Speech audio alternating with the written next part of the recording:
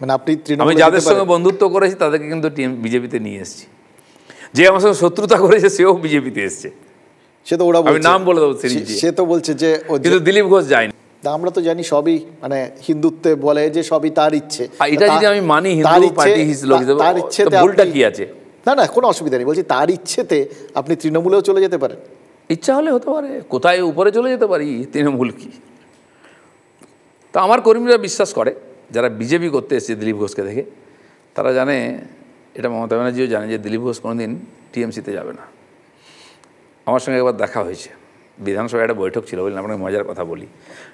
আমার সঙ্গে বন্ধুত্ব এমনি লোকে গালাগালি দেয়, তো আমি একটা গেরুয়া জামা পরে গেছি।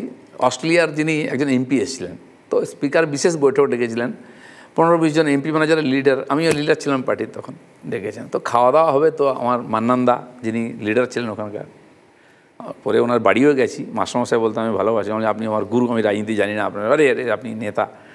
ববিদা দুজন এসছে, দিয়ে আমাকে ঝাপটে ধরেছে, 2 মুসলমানের বিরুদ্ধে দেখেছো, তোমাকে চেপে দেবো, এরকম বলছে। শুনলে হয়তো গা কাটা দেবে, দিলীপ ঘোষ আমার তখন গেরুয়া জামা পড়ে, রঙটা দেখেছো তো, পাল্টে যাবে তোমাদের রঙ। আমি লোকের সঙ্গে এইভাবেই মিশি।